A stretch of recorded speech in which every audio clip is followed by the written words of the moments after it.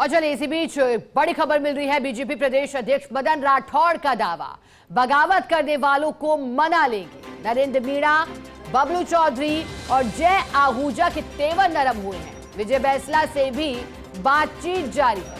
CM Bajranglal Sharma और मदन राठौड़ की बात को बागियों ने माना है और प्रदेशाध्यक्ष बीजेपी के कॉन्फिडेंट दिखाई दे रहे हैं। और ये कॉन्फिडेंस तब आया जब टिकटों को लेकर उम्मीदवारों के नामों का ऐलान किया गया, लेकिन फिर बगावत के संकेत दिखाई दिए। लेकिन सिर्फ संकेतों पर ही इन्हें रोका गया और रूठों को मनाया गया। अधिक जानकारी देने के लिए पॉलिटिकल एडिटर योगेश शर्मा हमारे साथ जुड़े हैं। योगेश जी, मदन राठौड़ ने कहा है कि बागियों को मना लेंगे, यानी कि साफ है कि इस बार जो नुकसान भारतीय जनता पार्टी को अगर बागियों से होता है वो नहीं दिखाई देगा मदन राठौड़ के मुताबिक। क्या मायने उनके बयान के निकाले जाए? क्या अभी भी कोई रूठे दिखाई दे रहे हैं? देखिए शिखा, बड़ी सफलता बीजेपी को मिली है और जो जानकारी अब हमारे पास अभी आ रही है कि बबलू चौधरी भी मान गए हैं और विजय बैंसला के भी मानने की खबरें सामने आ रही हैं। और जय आहूजा, नरेंद्र मीणा पहले ही मान चुके थे। तो ये एक बड़ी सफलता है। न केवल मदन राठौड़ का दावा की बात को यहाँ पर बल मिला है, मुख्यमंत्री बजरंगलाल शर्मा की जो पहल थी वो कामयाब हुई है। और कहा जा सकता है कि बीजेपी के लिए जय आहूजा चिंता का कारण थे, बबलू चौधरी चिंता का कारण थे, नरेंद्र मीणा चिंता का कारण थे और विजय बैंसला चिंता का कारण थे।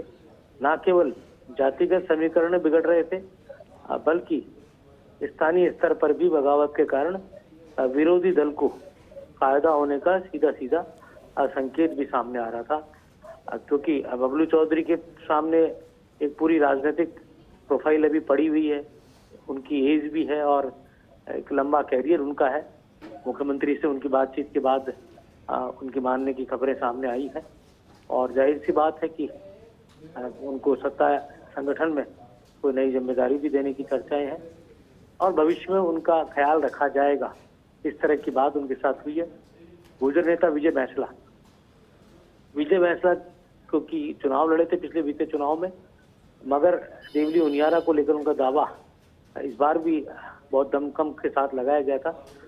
हालांकि ये जरूर था कि राजेंद्र गुर्जर के टिकट के बाद सामाजिक दबाव भी था कि गुर्जर नेता के तौर पर अब राजेंद्र गुर्जर को टिकट मिल चुका है। तो ऐसे में अब बीते चुनाव में राजेंद्र गुर्जर का टिकट कटा था, इस बार विजय बैंसला का टिकट कटा है। हालांकि सामाजिक प्लेटफॉर्म पर भी बातचीत चल रही थी। जवाहर बेगम और तमाम प्रमुख मंत्री भी इस काम में जुटे थे और काफी हद तक मुख्यमंत्री का जो ऑपरेशन था बागियों को मनाने का, उसमें सफलता मिली है। नरेंद्र मीणा जो रोए भी थे टिकट कटने के बाद, और जिस तरह सलमपुर का घटनाक्रम हुआ था उसके बाद मुख्यमंत्री ने उनसे मुलाकात की और उसके बाद उनके भी मानने की खबरें।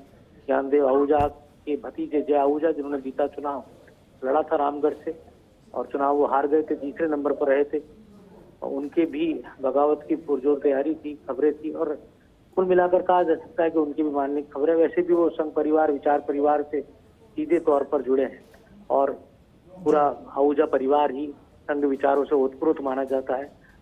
तो ऐसे में विचार परिवार के लोगों ने भी इस दिशा में काम किया। कुल मिलाकर कहा जा सकता है कि दौसा में भी कुछ जगह पर छोटा मोटा विरोध सामने आ रहा है, जिसको मुझे लगता है समय रहते बीजेपी का थिंक टैंक उनको भी सुलझा लेगा। ये जरूर है कि 7 विधानसभा उपचुनाव को लेकर जो शुरुआती टिकट वितरण के बाद जो बगावत का एक पहलू सामने आया था बीजेपी के अंदर, उसमें बीजेपी को अपने बागियों को मनाने में एक प्रारंभिक जो सफलता मिली है बहुत अहम है। कांग्रेस का टिकट का इंतजार है, कांग्रेस जल्दी अपने टिकटों का ऐलान भी कर देगी, लेकिन बीजेपी के लिए एक अपने आप में एक कहा जा सकता है बड़ी राहत की खबर है कि जो प्रमुख बागी थे और जो सीधे तौर पर पार्टी के अधिकृत प्रत्याशियों को नुकसान पहुंचा रहे थे और या पहुंचा सकते थे, उनके मानने से बीजेपी के अंदर एक कहा जा सकता है बड़ी पहल सामने आई है। कुल मिलाकर ये भी कहा जा सकता है चिता कि बागी जो होते हैं वो अपने आप में न केवल चुनाव का समीकरण बिगाड़ते हैं, बल्कि पार्टी के अधिकृत उम्मीदवार अगर जीत रहा है तो उसकी जीत की राह को भी रोकते हैं। आपको ध्यान ही है कि बीते चुनाव में राजेंद्र बाबू झुंझुनू में बागी हो गए थे, तो निशित चौधरी के सामने समस्याएं खड़ी हो गई थी। ठीक इसी तरह से कई और विधानसभा क्षेत्रों में भी ऐसा होता है। कुल मिलाकर ये कहा जा सकता है कि बड़ी जो रणनीति के तहत इनको मनाने की जो तैयारी की गई थी समय रहते, क्योंकि आने वाले समय में नामांकन होना है और नामांकन में मुख्यमंत्री भजनलाल शर्मा, मदन राठौड़, बीजेपी के प्रभारी डॉक्टर राधा मोहन दास अग्रवाल सभी को जाना है और नामांकन, क्योंकि समय कम बचा है, तो ऐसे में ये बगावती तेवर अपनाने वाले नेताओं को समय पर मना लेना अपने आप में बड़ी सफलता है। बिल्कुल योगेश जी, और 7 सीटों पर उपचुनाव, किसी को टिकट मिलेगा, किसी का टिकट कटेगा, लेकिन पार्टी के वरिष्ठ नेताओं की कोशिश यही कि संगठन ना टूटे, पार्टी रूपी परिवार ना बिखरे। बहुत शुक्रिया योगेश जी आपका साथ जुड़ने के लिए, पूरी जानकारी के लिए।